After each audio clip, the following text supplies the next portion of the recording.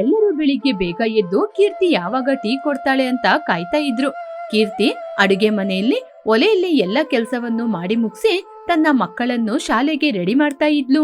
ಅಷ್ಟರಲ್ಲಿ ಅವರ ಅತ್ತೆಯಾದ ಕೌಶಲ್ಯ ಅಡುಗೆ ಮನೆಗೆ ಬಂದು, ಏನಾಯ್ತಮ್ಮ ಕೀರ್ತಿ, ಯಾಕೆ ಇಷ್ಟೊಂದು ಅರ್ಜೆಂಟ್ ಮಾಡ್ತಾ ಇದ್ದೀಯಾ? ಯಾಕೆ ಇಷ್ಟೊಂದು ಗೊಂದಲದಲ್ಲಿದ್ದೀಯಾ? ಏನಮ್ಮ, ಎಷ್ಟು ಸಲ ಕೇಳಿದ್ರು ಉತ್ತರನೇ ಹೇಳ್ತಾ ಇಲ್ಲ, ಏನಾಯ್ತು ಅಂತ ಹೇಳಮ್ಮ. ಏನೂ ಇಲ್ಲ ಅತ್ತೆ, ಇವತ್ತು ಸೌಕಾರರು ಸ್ವಲ್ಪ ಬೇಗ ಬರ್ಲಿಕ್ಕೆ ಹೇಳಿದ್ದಾರೆ, ಅದಕ್ಕೆ ಮಕ್ಕಳನ್ನ ಕೂಡ ಬೇಗ ರೆಡಿ ಮಾಡಿದೀನಿ. ನಿಮ್ಮ ಮಗ ಕೂಡ ಕೆಲ್ಸಕ್ಕೆ ಹೊರಡ್ತಾರೆ, ಎಲ್ಲರಿಗೋಸ್ಕರ ರಾಗಿ ಮಾಲ್ಟ್ ಮಾಡಿಟ್ಟಿದೀನಿ, ಕುಡ್ಕೋತೀರಾ? ಅಷ್ಟರಲ್ಲಿ ಚಿಂಟು ಅಲ್ಲಿಗೆ ಬಂದು, ಏನಮ್ಮ ನೀನು ಯಾವಾಗ ನೋಡಿದ್ರು ರಾಗಿ ಮಾಲ್ಟ್ ಅನ್ನ ಇದನ್ನ ಬಿಟ್ರೆ ಏನ್ ಕೊಡೋದಿಲ್ಲ, ನನಗೆ ಟಿಫನೇ ಬೇಕು. ಟಿಫನ್ ಮಾಡಿಕೊಟ್ರೆ ಮಾತ್ರ ನಾನು ತಿಂದು ಶಾಲೆಗೆ ಹೋಗೋದು, ಇಲ್ಲದಿದ್ರೆ ನಾನು ಹಾಗೇ ಹೋಗ್ತೀನಿ. ಏನೋ ಕೊಟ್ಟಿದ್ದು ತಿನ್ನದೆ ಏನೇನೋ ಬೇಕು ಅಂತ ಹಠ ಮಾಡ್ತಾ ಇದೀಯಾ? ಇದೇನೋ ಹೊಸ ಅಭ್ಯಾಸ? ಈ ರೀತಿ ಮಾಡಿದ್ರೆ 2 ಬಾರಿಸ್ತೀನಿ ನೋಡು. ಹಾಗೆ ಅಂತ ಹೇಳಿದಾಗ ಕೌಶಲ್ಯ ಮಧ್ಯದಲ್ಲೇ, ಏನಮ್ಮ ಕೀರ್ತಿ, ಮಗು ಏನ್ ಕೇಳ್ತಿವಾಗ? ಟಿಫನ್ ಕೇಳ್ತು ಅಷ್ಟೇ ತಾನೆ, ಅಷ್ಟಕ್ಕೂ ನೀನು ಇಷ್ಟೇ ಯಾಕೆ ಕೋಪ ಮಾಡ್ಕೋತೀಯ? ಮಕ್ಕಳ ಜೊತೆ ಹಾಗೆಲ್ಲ ಮಾತಾಡ್ಬೇಡ. ಇರೋ ಚಿಂಟು, ನಾನ್ ನಿನ್ಗೆ 2 ರೂಪಾಯಿ ದುಡ್ಡು ಕೊಡ್ತೀನಿ, ನೀನು ಕಾವೇರಿ ಅಂಗಡಿಯಲ್ಲಿ ಹೋಗಿ 2 ರೂಪಾಯಿಗೆ ಇಡ್ಲಿ ತಗೊಂಡ್ ತಿಂದು ಬಾ. ಆಗ ಕೀರ್ತಿ ಅಡುಗೆ ಮನೆಗೆ ಬಂದು ತುಂಬಾನೇ ದುಃಖ ಪಡ್ತಾ ಇದ್ಲು. ಏನು, ಯಾವಾಗ ನಮ್ಮ ಕಷ್ಟಗಳು ತೀರುತ್ತೆ ಅಂತ ಗೊತ್ತಿಲ್ಲ. ಆ ಭಗವಂತ ಯಾವಾಗ ನಮ್ಮ ಮೇಲೆ ಕರುಣೆಯನ್ನು ತೋರಿಸ್ತಾನೆ ಅಂತ ಕೂಡ ಗೊತ್ತಾಗ್ತಾ ಇಲ್ಲ. ಕನಿಷ್ಠ ಮಕ್ಕಳಿಗೆ ಇಷ್ಟವಾದ ಅಡುಗೆಯನ್ನು ಕೂಡ ನನ್ನಿಂದ ಮಾಡಿಕೊಡಲು ಸಾಧ್ಯ ಆಗ್ತಾ ಇಲ್ಲ. ಏನೋ ಈ ದೇವ್ರು ಯಾಕಂತೂ ನಮ್ಮನ್ನ ಇಷ್ಟೊಂದು ಕಷ್ಟದಲ್ಲಿ ಇರಿಸಿದ್ದಾನೆ ಅಂತ ಏನೂ ಅರ್ಥ ಆಗ್ತಾ ಇಲ್ಲ. ನನ್ನ ಮಕ್ಕಳು ಚೆನ್ನಾಗಿ ಓದಿದ್ರೆ ಸಾಕು, ಇದಕ್ಕಿಂತ ನನಗೆ ಬೇರೆ ಯಾವ ದೊಡ್ಡ ಆಸೆನೂ ಇಲ್ಲ. ಕೀರ್ತಿ ದುಃಖ ಪಡುವುದನ್ನು ನೋಡಿ ಕೌಶಲ್ಯ ಒಂದು ಕಡೆಯಿಂದ ನೋಡ್ತಾ ಇದ್ರು. ಯಾಕೆ ಕೌಶಲ್ಯ, ಮಕ್ಕಳ ಜೊತೆ ಹೀಗೆ ಮಾತಾಡ್ತಾ ಇದೀಯಾ? ನೀನೇನು ದುಃಖ ಪಡ್ಬೇಡ, ಒಂದಲ್ಲ ಒಂದಿನ ನಾವು ತುಂಬಾ ಚೆನ್ನಾಗಿ ಆಗ್ತೀವಿ, ಚಿಂತೆ ಮಾಡ್ಬೇಡ. ಇವಾಗ ಸ್ವಲ್ಪ ಚೆನ್ನಾಗಿದ್ದೀವಿ ತಾನೆ? ಹಾಗೆ ಅಂತ ಸೊಸೆಗೆ ಭರವಸೆಯನ್ನು ಕೊಟ್ಲು ಕೌಶಲ್ಯ. ಹೀಗೆ ಅತ್ತೆ ಸೊಸೆ ಇಬ್ರು ಮಾತಾಡ್ತಾ ಇರುವಾಗ ಮನೆ ಒಳಗೆಯಿಂದ ರಾಜೇಶ್ ಕರೆದ, ಕೀರ್ತಿ ಕೀರ್ತಿ, ಯಾವಾಗ ನನಗೆ ಟೀ ಕೊಡ್ತೀಯಾ? ನನಗೂ ಕೂಡ ಆಫೀಸಿಗೆ ಹೋಗ್ಲಿಕ್ಕೆ ಟೈಮ್ ಆಯ್ತು. ನಾನು ತಡವಾಗಿ ಹೋದ್ರೆ ಸಂಬಳದಲ್ಲಿ ಕಟ್ ಮಾಡ್ತಾರೆ. ನಮ್ಮ ಸೌಕಾರರಿಗಿಂತ ದೊಡ್ಡ ದುರ್ಮಾರ್ಗರು ಯಾರೂ ಇಲ್ಲ. ನೀನ್ ಯಾವಾಗ ಅರ್ಥ ಮಾಡ್ಕೋತೀಯಾ? ಸ್ವಲ್ಪ ಆಲಸ್ಯವಾಗಿ ಹೋದ್ರೂ ಕೂಡ ಕೆಲ್ಸನ ನಾನೇ ಮಾಡ್ಬೇಕು. ಅಪ್ಪ ಅಲ್ವಾ, ಒಬ್ನೇ ಮಾಡ್ಬೇಕು ಅಂತ ಆಲೋಚನೆ ಮಾಡೋದಿಲ್ಲ. ಎಷ್ಟು ಮಾಡಿದ್ರೂ ಹಣ ಮಾತ್ರ ಕೊಡೋದಿಲ್ಲ.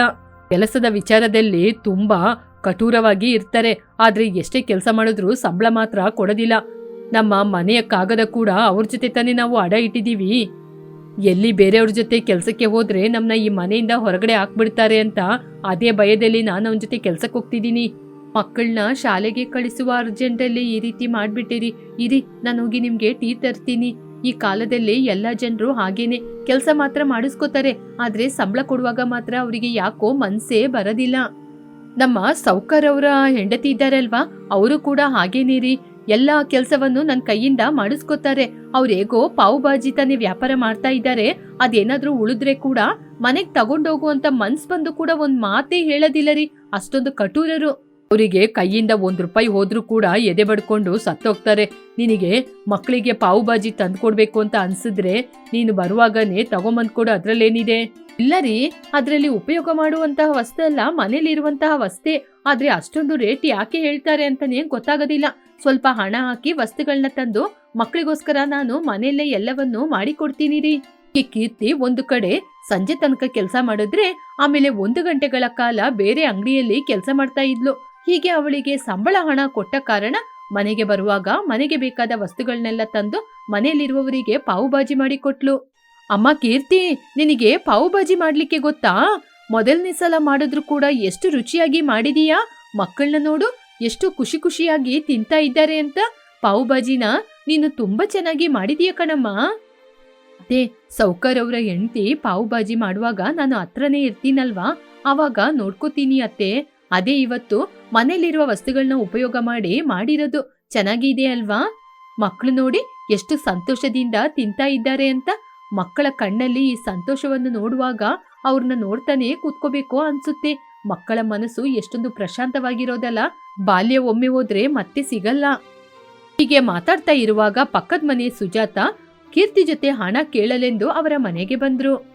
ಏನ್ ಕೀರ್ತಿ, ನನಗ್ ಕೊಡ್ಬೇಕಾದ ಹಣನ ಮಾತ್ರ ನಾನು ಕೇಳ್ದಾಗ ಕೊಡ್ಲಿಕ್ಕಾಗಲ್ಲ, ಆದ್ರೆ ಮನೇಲಿ ಮಾತ್ರ ವಿಧ ವಿಧವಾದ ಪಾವು ಬಾಜಿ ಮಾಡ್ಕೊಂಡು ತಿನ್ಲಿಕ್ಕೆ ಮಾತ್ರ ನಿಮ್ಗೆ ಹಣ ಇದೆಯಾ? ನಾನ್ ಕೇಳಿದ ಹಣ ನನಗೆ ಕೊಡ್ಬೇಕಾದ ಹಣ ಮರ್ಯಾದೆಯಿಂದ ಕೊಟ್ಬಿಡಿ, ಇಲ್ಲಾಂದ್ರೆ ಮನೇಲಿರೋ ವಸ್ತುಗಳನ್ನ ಎತ್ಕೊಂಡು ಹೋಗ್ಬಿಡ್ತೀನಿ ಆಮೇಲೆ. ಅಯ್ಯೋ ಸುಜಾತ, ಯಾಕೆ ಅಷ್ಟೊಂದು ಕೋಪದಿಂದ ಮಾತಾಡ್ತಾ ಇದೀಯಾ? ಮಕ್ಕಳು ಪ್ರತಿದಿನ ಏನಾದ್ರೂ ಒಂದು ಕೇಳ್ತಾ ಇದ್ದಾರೆ ಅಂತ ಕೆಲಸ ಮುಗ್ದು ಇನ್ನೊಂದು ಕಡೆ 1 ಗಂಟೆ ಕಾಲ ಕೆಲಸ ಮಾಡ್ತಾ ಇದ್ದೀನಿ. ಅವ್ರೇನೋ ಸ್ವಲ್ಪ ಸಂಬಳ ಕೊಟ್ರು. ಆ ಹಣದಲ್ಲಿ ಮಕ್ಕಳು ತುಂಬಾ ದಿನದಿಂದ ಕೇಳ್ತಾ ಇದ್ದಾರೆ ಅಂತ ಪಾವು ಬಾಜಿ ಮಾಡ್ದೆ. ತಗೋ, ನೀನು ಕೂಡ ಒಂದು ತಿಂದು ನೋಡು, ರುಚಿ ಹೇಗಿದೆ ಅಂತ ನೀನೇ ಹೇಳು ಹೇಳಿ ಸುಜಾತನಿಗೆ ಒಂದು ಪಾವು ಬಾಜಿಯನ್ನು ಕೊಟ್ರು. ಸುಜಾತ ಆ ಪಾವು ಬಾಜಿಯಲ್ಲಿ ಸ್ವಲ್ಪವನ್ನು ತೆಗೆದು ಬಾಯಿಗೆ ಹಾಕಿ ಮಿಕ್ಕ ಉಳಿದಿದ್ದನ್ನು ಕೀರ್ತಿ ಕೈಯಲ್ಲಿ ಕೊಟ್ಲು. ಕೀರ್ತಿ, ನಿಜವಾಗ್ಲೂ ಈ ಪಾವು ಬಾಜಿನ ಹೋಟೆಲಲ್ಲಿ ಮಾಡುವ ರೀತಿನೇ ಮಾಡಿದೀಯಾ? ನಿಜವಾಗ್ಲೂ ಈ ರೀತಿ ಪಾವು ಬಾಜಿನ ನಮ್ಮ ಊರಲ್ಲಿ ಕೂಡ ಯಾರು ಮಾಡೋದಿಲ್ಲ ಕೀರ್ತಿ. ನಾನು ಹೇಗೋ ಬೆಳಗಿನ ಜಾವದಲ್ಲಿ ಇಡ್ಲಿ ದೋಸೆ ಅಂತ ಮಾಡ್ತಾ ಇರ್ತೀನಲ್ವಾ, ಆ ಅಂಗಡಿ ಇದೆ ಅಲ್ವಾ, ಆ ಗಾಡಿನ ನಾನ್ ನಿನ್ಗೆ ಕೊಡ್ತೀನಿ. ನಿನಗೆ ಪಾವು ಬಾಜಿ ಮಾಡ್ಲಿಕ್ಕೆ ಬೇಕಾದ ವಸ್ತುಗಳು, ಹಣ ಎಲ್ಲ ನಾನು ಕೊಡ್ತೀನಿ. ನೀನ್ ಮಾಡ್ಕೊಡು, ನಿನ್ಗೆ ಸಂಬಳ ಮಾಡ್ಕೊಡ್ತೀನಿ. ನಾನು ಸಂಬಳ ನಿನಗೆ ಹೋಗಿ ಉಳಿದ ಹಣವನ್ನು ನಾನ್ ತಗೋತೀನಿ. ಅದಕ್ಕೆ ಅಂತ ನಿನಗೆ ಸಂಬಳ ತುಂಬಾ ಕಡಿಮೆ ಕೊಡೋದಿಲ್ಲ, ಬೇರೆಯವ್ರ ರೀತಿ ನಾನ್ ಮಾಡೋದಿಲ್ಲ. ಖಂಡಿತವಾಗಿ ನಿನಗೆ ಅಧಿಕವಾಗಿಯೇ ಸಂಬಳ ಕೊಡ್ತೀನಿ. ಸುಜಾತ, ನಾನೇನೋ ಮಕ್ಕಳು ತಿನ್ಬೇಕು ಅಂತ ಮಾಡಿದೆ, ಆದ್ರೆ ನೀನು ವ್ಯಾಪಾರಕ್ಕೆ ಅಂತ ಹೇಳ್ತಾ ಇದ್ದೀಯಾ. ಅಷ್ಟೊಂದು ಮಾಡ್ಬೇಕಂದ್ರೆ ನನಗೆ ಯಾಕೋ ಭಯ ಆಗ್ತಾ ಇದೆ. ಆದ್ರೆ ನೀನು ನನ್ ಮೇಲೆ ನಂಬಿಕೆ ಇಟ್ಟು ಹಿಡುವಳಿ ಮಾಡ್ತೀನಿ ಅಂತ ಹೇಳ್ತಾ ಇದ್ದೀಯಾ. ಯಾಕೆ ಕೀರ್ತಿ ಅಷ್ಟೊಂದು ಭಯ ಪಡ್ತಾ ಇದ್ದೀಯಾ? ನಿನ್ ಕೈಯಲ್ಲಿ ಆಗದಿರೋದು ಏನೂ ಇಲ್ಲ. ನೀನ್ ಖಂಡಿತವಾಗಿ ಚೆನ್ನಾಗಿ ಮಾಡ್ತೀಯಾ. ಹೋದ್ರೆ ಹೋಗ್ಲಿ, ಒಂದು ದಿನ ಪಾವು ಬಾಜಿ ಮಾಡಿ ನೋಡೋಣ. ವ್ಯಾಪಾರ ಆಗದಿದ್ರೆ ಪಾವು ಬಾಜಿ ಮಾಡ್ದು ಅಂತ ಅನ್ಕೊಂಡು ಎಲ್ಲವನ್ನು ತಿಂದು ತೀರ್ಸೋಣ. ನಾನ್ ನಿನ್ನ ಅಡಿಗೆ ಮಾಡು ಅಂತ ಹೇಳಿದ್ರೆ ನೀನೇನೋ ಆಗೋದಿಲ್ಲ ಅಂತ ಹೇಳ್ತೀಯಾ.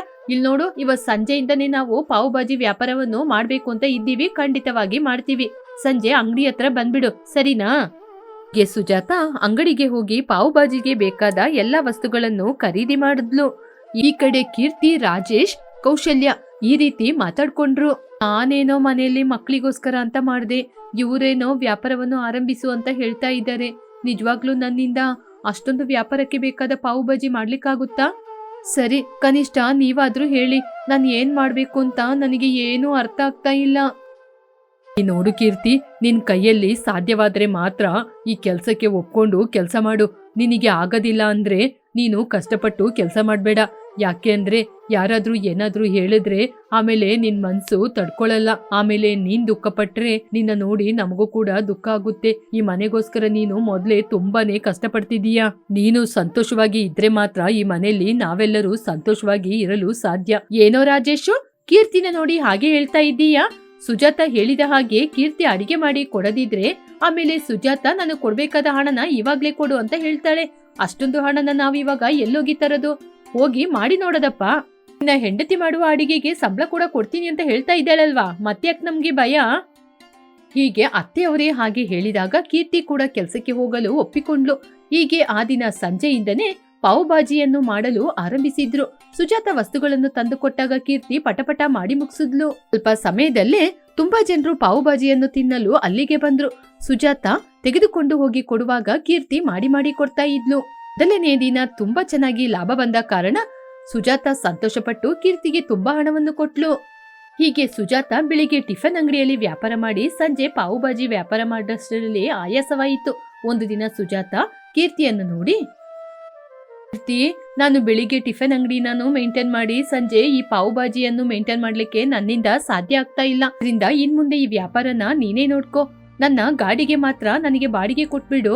ಆಮೇಲೆ ಪಾವು ಬಾಜಿ ಮಾಡ್ಲಿಕ್ಕೆ ಏನೆಲ್ಲ ವಸ್ತು ಬೇಕೋ ಅದನ್ನೆಲ್ಲ ನೀನೇ ತಗೊಂಡು ನೀನೇ ವ್ಯಾಪಾರವನ್ನು ಮಾಡಿ ಲಾಭವನ್ನು ನೀನೇ ತಗೋ. ಮೊದಲ ದಿನ ವ್ಯಾಪಾರಕ್ಕೆ ಬೇಕಾದ ಹಣವನ್ನು ಬೇಕಾದ್ರೆ ನಿನ್ಗೆ ನಾನ್ ಕೊಡ್ತೀನಿ. ಸುಜಾತ ಹೇಳಿದ ಕಾರಣದಿಂದ ಅತ್ತೆ ಸೊಸೆ ಇಬ್ರು ಸರಿ ಅಂತ ಒಪ್ಪಿಕೊಂಡು ಮರುದಿನದಿಂದಲೇ ಕೌಸಲ್ಯ, ಕೀರ್ತಿ ಇಬ್ಬರು ಸೇರಿಕೊಂಡು ಪಾವು ಬಾಜಿ ವ್ಯಾಪಾರವನ್ನು ಮಾಡಲಾರಂಭಿಸಿದ್ರು. ಹೀಗೆ ಕೀರ್ತಿ ಅಂದುಕೊಂಡ ಹಾಗೆ ಮಕ್ಕಳನ್ನು ಕಾನ್ವೆಂಟ್ ಸ್ಕೂಲಲ್ಲಿ ಓದಿಸಿದ್ಲು. ಕೀರ್ತಿಯ ಮಕ್ಕಳು ಏನೇನ್ ಕೇಳ್ತಾರೋ ಅದನ್ನೆಲ್ಲ ಮಕ್ಕಳಿಗೆ ಮಾಡಿಕೊಟ್ಟು ಅಂದಿನಿಂದ ಕೀರ್ತಿ ತುಂಬಾ ಸಂತೋಷವಾಗಿ ಜೀವನವನ್ನು ನಡೆಸಿದ್ಲು. ಭದ್ರಪುರ ಎನ್ನುವ ಗ್ರಾಮದಲ್ಲಿ ಕೀರ್ತಿ, ಸುರೇಶ್ ಒಳ್ಳೆ ಗೆಳೆಯರು. ಅವರು ಚಿಕ್ಕ ವಯಸ್ಸಿನಿಂದ ಒಂದೇ ತರಗತಿಯಿಂದ ಓದಿದ ಕಾರಣ ಅವರಿಬ್ಬರ ಒಳಗೆ ಒಳ್ಳೆಯ ಸ್ನೇಹವಿತ್ತು. ಅವರು ಬೆಳೆದ ನಂತರ ಕೂಡ ಅವರೊಳಗೆ ಆ ಒಳ್ಳೆ ಸ್ನೇಹ ಹಾಗೇನೇ ಇತ್ತು. ಅವರನ್ನು ನೋಡಿ ಆದಷ್ಟು ಬೇಗ ಗಂಡ ಹೆಂಡತಿ ಹಾಕ್ತೀರಾ ಅಂತ ಕೂಡ ಕೇಳ್ತಾ ಇದ್ರು. ಆದರೆ ಅವರಿಬ್ಬರು ಆ ರೀತಿ ಇಲ್ಲದೆ ಒಳ್ಳೆ ಗೆಳೆತನದಿಂದ ಅನ್ಯೋನ್ಯವಾಗಿ ಇದ್ರು. ಒಂದು ದಿನ ರಾಜೇಶಿಗೆ ಕೆಲಸ ಸಿಕ್ತು ಅಂತ ಹೇಳಲು ಕೀರ್ತಿ ಬಳಿ ಬಂದ. ಕೀರ್ತಿ, ನನಗೆ ಪಟ್ಟಣದಲ್ಲಿ ಒಳ್ಳೆ ಕೆಲಸ ಸಿಕ್ಕಿದೆ, ಕೈ ತುಂಬಾ ಸಂಬಳ ಕೂಡ ಇದೆ. ನಾನು ಪಟ್ನಕ್ಕೆ ಹೋಗಿ ಕೆಲಸ ಮಾಡಿ ಹಣವನ್ನು ಸಂಪಾದನೆ ಮಾಡಿ ಆಮೇಲೆ ನಮ್ಮ ಊರಿಗೆ ಬಂದು ಬಿಸ್ನೆಸ್ ಮಾಡೋಣ ಅಂತ ಇದ್ದೀನಿ. ನೀನು ನನಗೆ ಒಳ್ಳೆ ಸಲಹೆ ಕೊಡ್ತೀಯ, ಅದಕ್ಕೆ ನಿನ್ ಜೊತೆ ಕೇಳಿ ಹೋಗೋಣ ಅಂತ ಬಂದೆ. ನಿನಗೆ ಪಟ್ನದಲ್ಲಿ ಕೆಲಸ ಸಿಕ್ಕಿದ್ದು ಒಳ್ಳೇದೇ ಆಯ್ತು. ಆದ್ರೆ ಹಣವನ್ನು ತಂದು ಇಲ್ಲಿ ಬಿಸ್ನೆಸ್ ಮಾಡ್ತೀಯ ಅಂದ್ರೆ ಈ ಗ್ರಾಮದಲ್ಲಿ ಅದೆಲ್ಲ ನಡೆಯದ ಸಾಧ್ಯ. ಅದರಿಂದ ನೀನು ಪಟ್ನದಲ್ಲೇ ಕೆಲಸ ಮಾಡ್ಕೊಂಡು ಹಣವನ್ನು ನಿಮ್ಮ ಮನೆಯವರ ಹೆಸರಲ್ಲಿ ಕೂಡಿಡು. ನೀನು ಪಟ್ನಕ್ಕೆ ಹೋಗ್ತೀನಿ ಅಂತ ಹೇಳ್ತಾ ಇದ್ದೀಯ. ಹೋಟೆಲಲ್ಲಿ ಅದು ಇದು ತಿಂದು ಆರೋಗ್ಯನ ಹಾಳು ಮಾಡ್ಕೋಬೇಡ. ಕೆಲಸದವ್ರನ್ನ ಇಟ್ಕೋ, ಇಲ್ಲದಿದ್ರೆ ನೀನೇ ಅಡಿಗೆ ಮಾಡಿ ತಿನ್ನು. ಹುಷಾರು, ಎಚ್ಚರಿಕೆಯಿಂದಿರು. ಹೀಗೆ ರಾಜೇಶ್ ಪಟ್ಟಣಕ್ಕೆ ಹೊರಟು ಹೋದ. ಅಲ್ಲೋದ ನಂತರ ಕೆಲವು ದಿನಗಳಾಗಿ ಹಬ್ಬಕ್ಕೆ ಅಂತ ಅವನು ಊರಿಗೆ ಬಂದ ತಕ್ಷಣ ಕೀರ್ತಿಯನ್ನು ನೋಡಲು ಅಂತ ಅವಳ ಮನೆಗೆ ಹೋದ. ಕೀರ್ತಿ ಅವಳ ತಂದೆ ತೀರಿಕೊಂಡ ಕಾರಣ ತುಂಬಾ ದುಃಖದಲ್ಲಿ ಮನೆಯಲ್ಲಿದ್ಲು. ಇದೆಲ್ಲ ಯಾವಾಗ ನಡೀತು ಕೀರ್ತಿ? ನನಗೆ ಒಂದು ಫೋನ್ ಆದ್ರೂ ಮಾಡಿ ಹೇಳ್ಬೋದಾಗಿತ್ತಲ್ವಾ? ತಂದೆಗೆ ಸ್ವಲ್ಪ ದಿನದಿಂದ ಆರೋಗ್ಯ ಸರಿ ಇರಲಿಲ್ಲ. ಇದ್ದಕ್ಕಿದ್ದಂಗೆ ಅವ್ರು ತೀರ್ಕೊಂಡ್ಬಿಟ್ರು. ನಿನ್ ಜೊತೆ ಹೇಳೋಣ ಅಂತಾನೆ ಇದ್ದೆ. ನನಗೆ ಅಂತ ಇರೋದು ನಮ್ಮ ತಂದೆ ಮಾತ್ರ. ಇನ್ಮುಂದೆ ನನಗೆ ಅಂತ ಯಾರೂ ಇಲ್ಲ. ಹೀಗೆ ತುಂಬಾ ದುಃಖದಿಂದ ಅಳುತ್ತಾ ಇರುವಾಗ ಪಕ್ಕದ ಮನೆ ಭಾಗ್ಯ ಅಲ್ಲಿಗೆ ಬಂದ್ಲು. ಅಪ್ಪ ರಾಜೇಶು, ಕೀರ್ತಿ ಅವ್ರ ತಂದೆ ತೀರ್ಕೊಂಡಿರೋ ವಿಷಯ ನಿನ್ಗೆ ಗೊತ್ತಾಗ್ಲಿಲ್ವಾ? ಹೌದು, ಕೀರ್ತಿ ಕೂಡ ಹೇಳಲಿಲ್ವಾ? ಸರಿ ಬಿಡು, ನಿಮ್ ತಾಯಿ ಕೂಡ ಹೇಳಲಿಲ್ವಾ? ಅವರೆಲ್ಲ ಹಾಗೇನೆ, ಈ ರೀತಿ ವಿಷಯನ ಯಾರ ಜೊತೆನೂ ಹಂಚ್ಕೊಳ್ಳೋದಿಲ್ಲ. ಪಾಪ ಅವ್ರ ತಂದೆ ತೀರ್ಕೊಂಡ್ಮೇಲೆ ಕೀರ್ತಿಗೆ ಯಾರೂ ಇಲ್ಲ. ನಾನೇ ಅವಾಗವಾಗ ಬಂದು ನೋಡ್ಕೊಂಡೋಗ್ತಾ ಇದ್ದೆ. ಪಾಪ ಅವಳಿಗೆ ಅಂತ ಯಾರೂ ಇಲ್ಲ. ಸರಿ, ಮದ್ವೆ ಮಾಡಿ ಕಳ್ಸೋಣ ಅಂದ್ರೆ ಸಂಬಂಧಿಕರು ಯಾರು ಕೂಡ ಜವಾಬ್ದಾರಿನ ತಗೊಳ್ತಾನೇ ಇಲ್ಲ. ಅವಳಿಗೆ ಅಂತ ಯಾರಿದ್ದಾರೆ? ಪಾಪ ದುಃಖದಿಂದ ಕಣ್ಣೀರಾಗ್ತಾನೆ ಕೂತಿದ್ದಾಳೆ. ಅಲ್ಲ ಕೀರ್ತಿ, ಇಷ್ಟೆಲ್ಲ ನಡೆದಿದೆ, ನಿನಗೆ ನನ್ನ ಜೊತೆ ಒಂದು ಮಾತು ಹೇಳ್ಬೇಕು ಅಂತ ಕೂಡ ಆಗಿಲ್ವಾ? ನಾನು ನಿನಗೆ ಅಷ್ಟೊಂದು ದೂರ ಆಗ್ಬಿಟ್ನಾ? ನೀನು ಒಪ್ಕೊಂಡ್ರೆ ನಾನು ನಿನ್ನ ಮದುವೆ ಮಾಡ್ಕೊಂಡು ನಿನ್ನ ರಾಣಿ ರೀತಿ ನೋಡ್ಕೋತೀನಿ. ಅವನು ಕೇಳಿದ ಪ್ರಶ್ನೆಗೆ ಕೀರ್ತಿಗೆ ಏನು ಉತ್ತರ ಹೇಳ್ಬೇಕು ಅಂತ ಗೊತ್ತಾಗಲಿಲ್ಲ. ಹಾಗೆ ಅವಳು ಒಪ್ಪಿಕೊಂಡ್ಲು. ಆನಂತರ ರಾಜೇಶ್ ಅವಳನ್ನು ದೇವಸ್ಥಾನಕ್ಕೆ ಕರ್ಕೊಂಡೋಗಿ ದೇವಸ್ಥಾನದಲ್ಲಿ ಮದುವೆ ಮಾಡ್ಕೊಂಡ್ರು. ಆನಂತರ ಮನೆಗೆ ಕರ್ಕೊಂಡೋದಾಗ ಅವನ ತಂಗಿ ತಾಯಿ ಕೌಶಲ್ಯ ಆಶ್ಚರ್ಯದಿಂದ ನೋಡಿದ್ರು. ಏನಮ್ಮ ಅಷ್ಟೊಂದು ಆಶ್ಚರ್ಯದಿಂದ ನೋಡ್ತಾ ಇದ್ದೀರಾ? ಇವಳು ಯಾರು ಅಂತ ನಿಮ್ಗೆ ಗೊತ್ತು ತಾನೆ? ನನ್ನ ಗೆಳತಿ, ಬಾಲ್ಯ ಗೆಳತಿ ಕೀರ್ತಿನೇ. ಇವಳು ತಂದೆ ತೀರ್ಕೊಂಡ್ಮೇಲೆ ಇವಳಿಗೆ ಅಂತ ಯಾರೂ ಇಲ್ಲ. ಈ ಸಮಯದಲ್ಲಿ ಕೂಡ ಇವಳಿಗೆ ನಾನು ಸಹಾಯ ಮಾಡದಿದ್ರೆ ಸರಿಯಾಗಲ್ಲ. ಇವಳನ್ನ ನಾನು ಮದುವೆ ಮಾಡ್ಕೊಂಡೆ. ಒಳಗೋಗಿ ಆರತಿ ತಟ್ಟೆನ ತಗೊಂಬಂದು ನಮಗೆ ಆರತಿ ತೆಗೀರಿ. ಏನೋ ಇವಳಿಗೆ ನಾನು ಸ್ವಾಗತ ಮಾಡ್ಬೇಕಾ? ಇವಳು ಯಾರು ಏನು ಅಂತ ಗೊತ್ತಿಲ್ಲ. ಇವ್ರ ತಂದೆ ತೀರ್ಕೊಂಡ್ಮೇಲೆ ಇವನೋಗಿ ಸಹಾಯ ಮಾಡ್ಬೇಕು ಅಂತ ಇವಳನ್ನ ಮದುವೆ ಮಾಡ್ಕೊಂಡು ಮನೆ ಕರ್ಕೊಂಬಂದಂತೆ. ಇವಳಿಗೆ ಸಹಾಯ ಮಾಡ್ಲಿಕ್ಕೆ ನೀನೇನು ಸಂಘ ಸಂಸ್ಥೆನಾ? ಅಲ್ಲಲ್ವಾ, ನನ್ ಮಗ ತಾನೆ. ನನ್ ಮಗ ಆದ್ಮೇಲೆ ಇವಳನ್ನ ಮದ್ವೆ ಮಾಡ್ಲಿಕ್ಕೆ ಮುಂಚೆ ನನ್ ಜೊತೆ ಒಂದು ಮಾತು ಹೇಳ್ಬೇಕು. ಇದ್ದಕ್ಕಿದ್ದಂಗೆ ರಸ್ತೆಯಲ್ಲಿರುವವಳನ್ನ ನೀನು ಮದುವೆ ಮಾಡಿ ಮನೆ ಕರ್ಕೊಂಬಂದ್ರೆ ನಾನ್ ನಿನ್ಗೆ ಸ್ವಾಗತ ಮಾಡಿ ಮನೆಯೊಳಗೆ ಕರಿಬೇಕಾ? ಇವಳನ್ನ ಕರ್ಕೊಂಡು ಎಲ್ಲಾದ್ರೂ ಹೊರಟು ಹೋಗೋ. ಏನಮ್ಮ, ನಾನ್ ಮದುವೆ ಮಾಡ್ಕೊಂಡ್ರೆ ನೀವು ಏನು ಹೇಳೋದಿಲ್ಲ ಅಂತ ಇವಳನ್ನ ಮದುವೆ ಮಾಡ್ಕೊಂಡು ಮನೆ ಕರ್ಕೊಂಬಂದೆ. ಆದ್ರೆ ಇದ್ದಕ್ಕಿದ್ದಂಗೆ ನೀವು ಹೀಗೆ ಹೇಳ್ತಿದ್ದೀರಾ? ಇವಳನ್ನ ಕರ್ಕೊಂಡು ಮನೆ ಬಿಟ್ಟು ನಾನು ಹೊರಗಡೆ ಹೋಗ್ಬೇಕಂದ್ರೆ ಇವಳನ್ನ ಕರ್ಕೊಂಡು ನಾನು ಪಟ್ನಕ್ಕೇನೆ ಹೋಗ್ಬಿಡ್ತೀನಿ. ಆದ್ರೆ ಇವಾಗಷ್ಟೇ ಇವ್ರ ತಂದೆ ತೀರ್ಕೊಂಡ್ಬಿಟ್ಟಿದ್ದಾರೆ. ಇವಳಿಗೆ ಅವ್ರ ತಂದೆ ನೆನಪು ಜಾಸ್ತಿ ಇರುತ್ತೆ. ಈ ಊರಲ್ಲಿದ್ರೆ ತಂದೆ ನೆನಪಿನೊಂದಿಗೆ ಇರ್ತಾಳೆ. ಹಾಗೆ ಅಂತಾನೆ ಇಲ್ಲಿ ಕರ್ಕೊಂಬಂದಿದ್ದು. ಹಾಗೆ ಮಾತಾಡ್ತಾ ಇರುವಾಗ ಕಾವ್ಯ ಅವಳ ತಾಯಿಯನ್ನು ಪಕ್ಕಕ್ಕೆ ಕರೆದು, ಅಮ್ಮ, ಏನಮ್ಮ ನಿಮ್ಗೇನಾದ್ರೂ ಹುಚ್ಚು ಹಿಡ್ದಿದ್ಯಾ? ನೀವು ಅತ್ತಿಗೆನ ಮನೆಯೊಳಗೆ ಸೇರ್ಸ್ಕೊಳ್ಳೋದಿದ್ರೆ ಆಮೇಲೆ ಅಣ್ಣ ಅತ್ತಿಗೆನ ಕರ್ಕೊಂಡು ಪಟ್ನಕ್ಕೆ ಹೋಗ್ಬಿಡ್ತಾರೆ. ಆಮೇಲೆ ನಿನ್ ಕೈಗೆ ₹1 ಕೂಡ ಕಾಸು ಬರಲ್ಲ.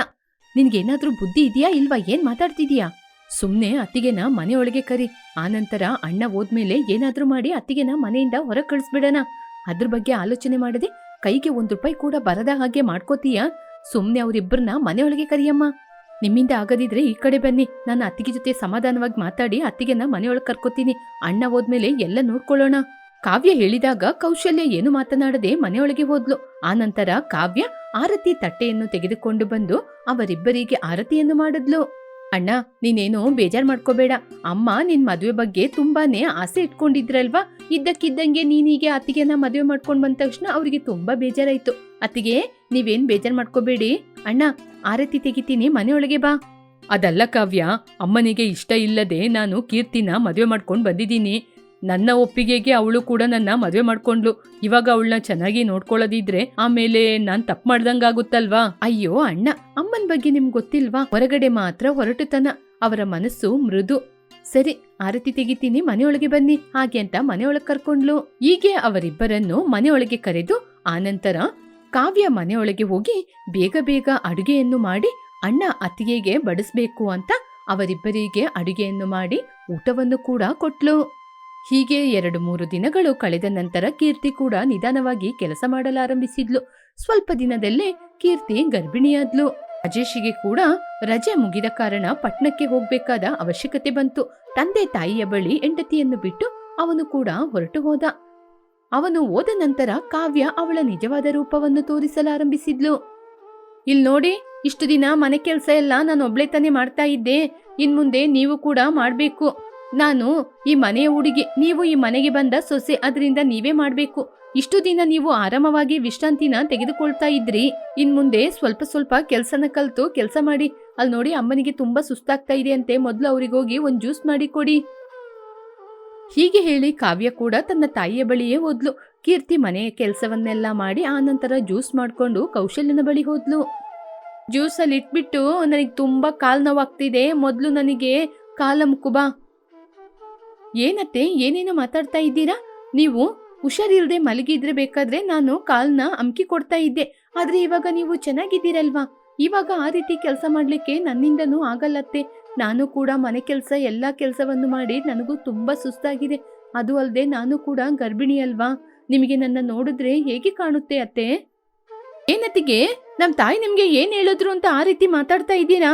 ನಿಮ್ ಜೊತೆ ಹೋಗಿ ವರದಕ್ಷಿಣೆ ತಗೊಮ್ಮ ಅಂತ ನಾ ಹೇಳಿದ್ರು. ಕಾಲ್ ನೋವಾಗ್ತಿದೆ, ಸ್ವಲ್ಪ ಹಿಡಿದು ಕೊಡಿ ಅಂತ ತಾನೇ ಹೇಳಿದ್ದು. ಅದಕ್ಕೆ ನೀವು ಈ ರೀತಿ ಎಲ್ಲ ಮಾತಾಡ್ತೀರಾ? ಆಮೇಲೆ ಅಣ್ಣನ ಜೊತೆ ಹೋಗಿ ನಿಮ್ ತಾಯಿ ತಂಗಿ ಸೇರ್ಕೊಂಡು ನನಗೆ ತುಂಬಾ ಹಿಂಸೆ ಕೊಡ್ತಾರೆ ಅಂತ ಹೇಳೋದು. ಅಣ್ಣ ಬಂದು ನಮಗೂ ತೊಂದರೆ ಕೊಡ್ಬೇಕು. ನಿಮ್ಮಂತ ಹುಡುಗಿನ ನಾನ್ ನೋಡ್ಲಿಲ್ಲಪ್ಪ. ಅಲ್ಲ, ನೀವಿಬ್ರು ಯಾಕೆ ಇಷ್ಟೊಂದು ಹಾರಾಡ್ತಾ ಇದ್ದೀರಾ ಅಂತ ಮಾತು ನಾನ್ ಮಾತ್ರ ಏನ್ ಹೇಳಿದೆ?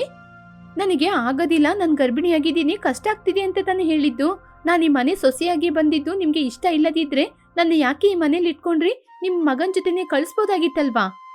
ಆಗ ತಕ್ಷಣ ಕೌಶಲ್ಯ ಮಗನಿಗೆ ಫೋನ್ ಮಾಡಿದ್ರು. ಹಲೋ ರಾಜೇಶ್, ನೀನು ನಿನ್ನ ಹೆಂಡ್ತಿನ ನಮ್ ಜೊತೆ ಯಾಕಪ್ಪ ಬಿಟ್ಬಿಟ್ಟೋದೆ? ಅವಳಿಗೆ ಇಲ್ಲಿರ್ಲಿಕ್ಕೆ ಇಷ್ಟನೇ ಇಲ್ಲ, ನಮ್ ಜೊತೆ ಜಗಳ ಮಾಡ್ತಾನೆ ಇದ್ದಾಳೆ. ಇವಳಿಂದ ನಮ್ಗೆ ನೆಮ್ಮದಿಯೇ ಇಲ್ಲ. ತಕ್ಷಣ ಕಾವ್ಯ ಕೂಡ ಫೋನ್ ಅನ್ನು ತೆಗೆದುಕೊಂಡು, ಅಣ್ಣ, ಏನಣ್ಣ, ಅತ್ತಿಗೆ ನೀವಿರುವ ತನಕ ಅಮ್ಮನ ನನ್ನ ತುಂಬಾ ಚೆನ್ನಾಗಿ ನೋಡ್ಕೊಂಡ್ರು. ಇವಾಗ ನಮ್ಮಿಬ್ರಿಗೆ ತುಂಬಾನೇ ತೊಂದರೆ ಕೊಡ್ತಿದ್ದಾರೆ. ಏನಣ್ಣ ಇದು? ನೀವೇನು ಚಿಂತೆ ಮಾಡಬೇಡಿ, ನಾನು ಇವತ್ತೇ ಹೊರಟು ಬರ್ತಾ ಇದ್ದೀನಿ. ರಾಜೇಶ್ ತಕ್ಷಣ ಊರಿಗೆ ಹೊರಟು ಬಂದ. ಏನ್ರಿ, ನಾನು ಏನು ಮಾಡ್ಲಿಲ್ಲ. ನನ್ ಮೇಲೆ ಇಲ್ಲದ ಸಲ್ಲದ ಮಾತನ್ನ ನಿಮ್ಗೆ ಹೇಳಿ ಕಳ್ಸಿದ್ದಾರೆ. ನಾನು ಏನ್ ಮಾಡಿಲ್ಲ ರೀ.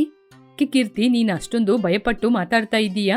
ನನಗೆ ಇಲ್ಲಿ ನಡೆಯುವ ಎಲ್ಲಾ ವಿಚಾರಗಳು ಗೊತ್ತು. ಇಲ್ಲಿ ಯಾರ್ಯಾರು ಏನೇನ್ ಮಾಡ್ತಾ ಇದ್ದಾರೆ ಅಂತ ತಂದೆ ಪ್ರತಿದಿನ ನನಗೆ ಅಪ್ಡೇಟ್ ಮಾಡ್ತಾ ಇರ್ತಾರೆ.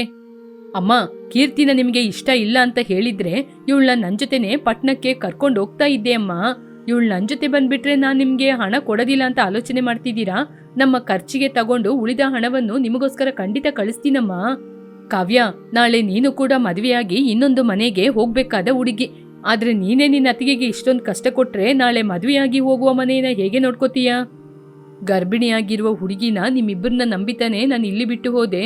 ಅವಳ ಜೊತೆ ಜಗಳ ಮಾಡಿ ಅವಳಿಗೂ ಕೋಪ ಬಂದು ಅವಳೊಂದು ಮಾತಾಡಿ ಏನಾದ್ರೂ ಹೆಚ್ಚು ಕಡಿಮೆ ಆಗಿ ಅವಳ ಜೀವಕ್ಕೆ ಅಪಾಯ ಆದ್ರೆ ಇವತ್ತೇ ನಾನು ಇವಳನ್ನ ಕರ್ಕೊಂಡು ಹೊರಟೋಗ್ತೀನಿ. ಆ ರೀತಿ ಹೇಳಿದಾಗ ಕೌಶಲ್ಯ ಭಯದಿಂದ ಎಲ್ಲಿ ತನ್ನ ಮಗನನ್ನು ತಾನು ಕಳ್ಕೊತೀನಿ ಎನ್ನುವ ಭಯದಲ್ಲಿ ತನ್ನ ಸೊಸೆ ಜೊತೆ ಕ್ಷಮೆಯನ್ನು ಕೇಳಿದ್ಲು. ಆನಂತರ ಕೀರ್ತಿ ಕೂಡ ಅವರನ್ನು ಮನ್ನಿಸಿದ್ಲು.